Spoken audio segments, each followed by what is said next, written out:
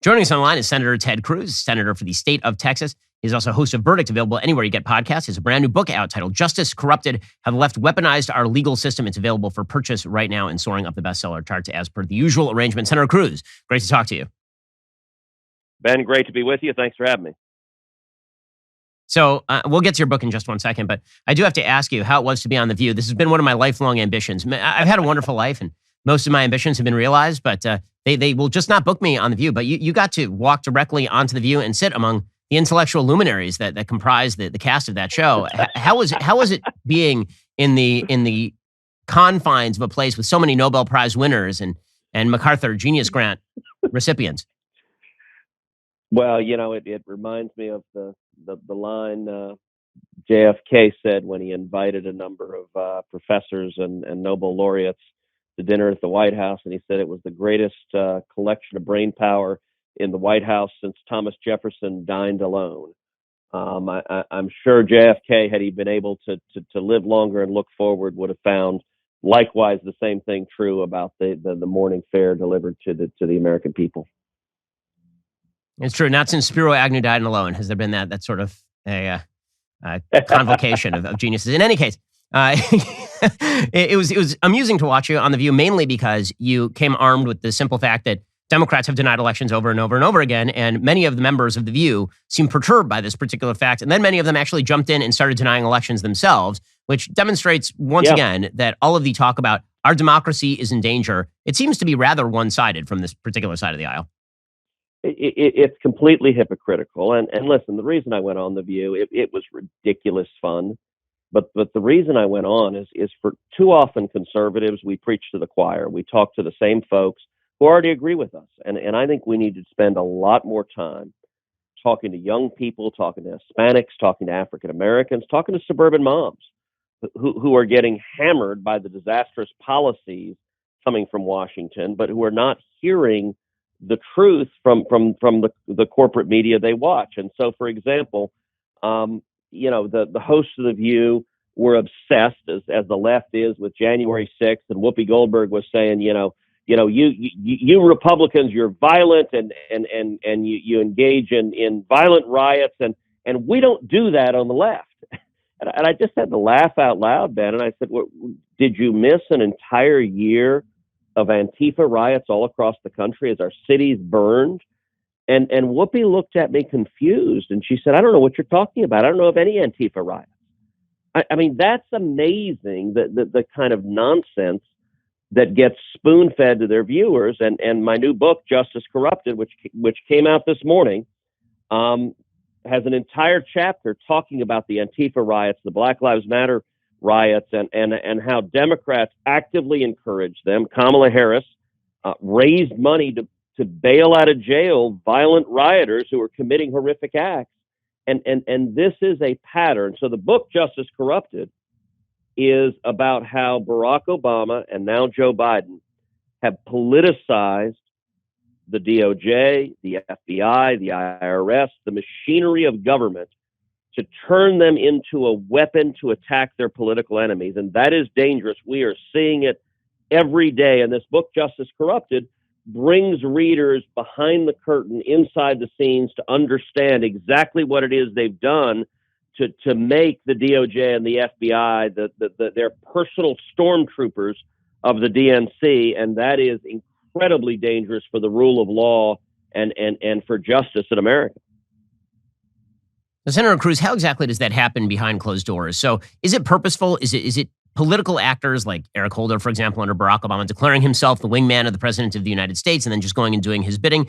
Or is it more just a sort of understanding that, will no one rid me of this meddlesome priest type stuff? Like, we know what the president wants and we're just going to go and do it without his explicit permission. It seems pretty hard to connect, at least during the Obama administrations and the Biden administrations, the directives of the president to his top deputies to go and do a thing. It seems a lot more like they just happen to magically mirror the priorities of the president, as long as that president is a Democrat. We like to hear a lot from the media about how William Barr, for example, was supposedly super corrupt. William Barr was routinely telling President Trump no. I'm not aware of a single time that Merrick Garland has told Joe Biden no, or a time when Eric Holder told Barack Obama no.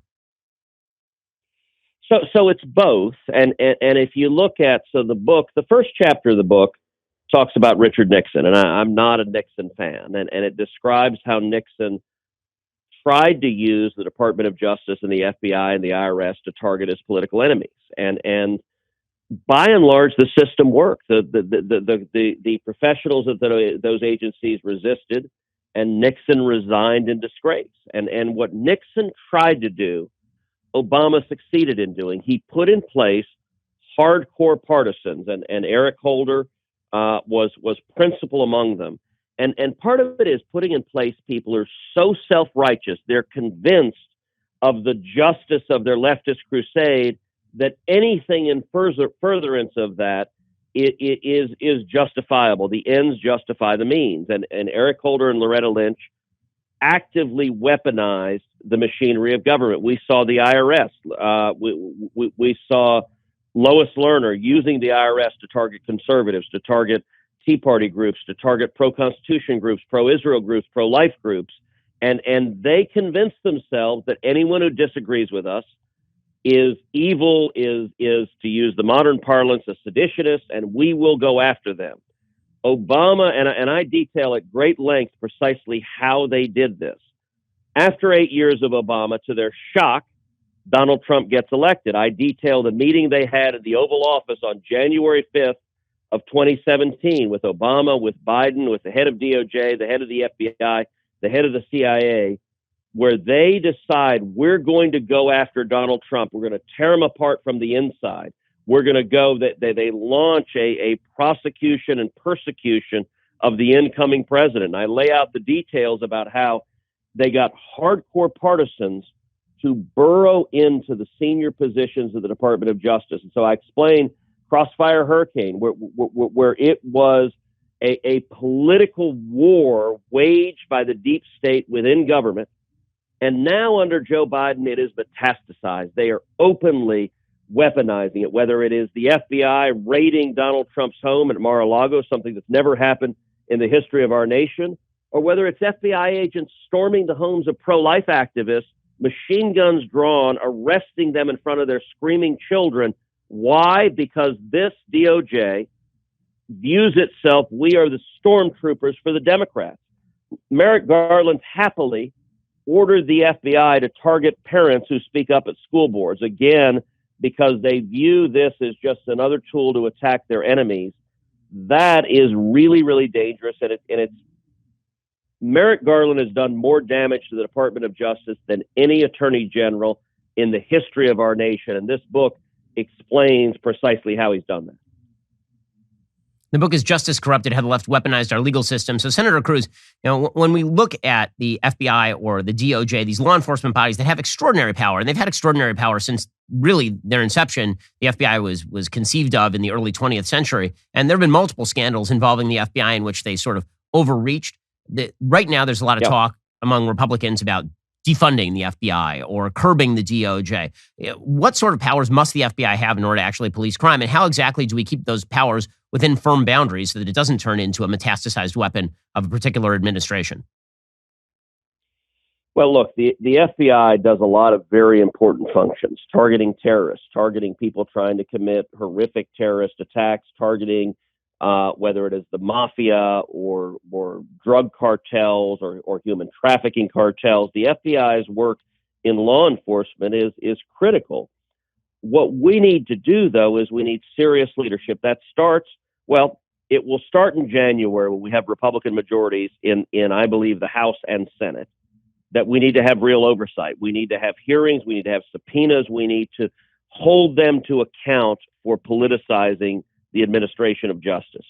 To really change it, we've got to win in 24. We've got to win the White House. We've got to appoint strong leadership at DOJ and the FBI who are willing to and committed to cleaning house, getting rid of the rabid partisans who have burrowed into the senior career positions. For example, one of the things I talk about in the book, Justice Corrupted, is about how Crossfire Hurricane that was targeting Donald Trump, one of the people who was driving it was an assistant general counsel at the FBI, a guy named Kevin Klein-Smith, who was seeking a wiretap from a federal court to go after Carter Page, who, as you know, was a professor, was a foreign policy advisor to the Trump campaign. And the whole basis of the wiretap they wanted to get was, well, this guy Carter Page, he's talking to a bunch of shady Russians, so we want to see what he's saying. Well, the FBI did a little bit of due diligence. They sent an email to the CIA, and they said, hey, is this guy a source for the CIA? Because obviously, if you're talking to shady Russians, but doing it on behalf of the CIA to benefit the United States of America, then that's not a reason to wiretap you. That's a reason to say thank you for helping out our nation. The CIA emails back and says, yes, he is a source. In other words, he's doing it on our behalf, and it's helpful. Kevin Klein-Smith, the Assistant General Counsel of the FBI, took that email.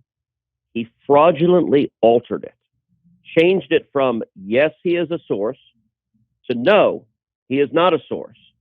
And he submitted that fraudulently altered document to a federal court, used it as the basis to get a wiretap to target the Trump campaign. That's how much they hated him. And listen, you and I are both lawyers, man.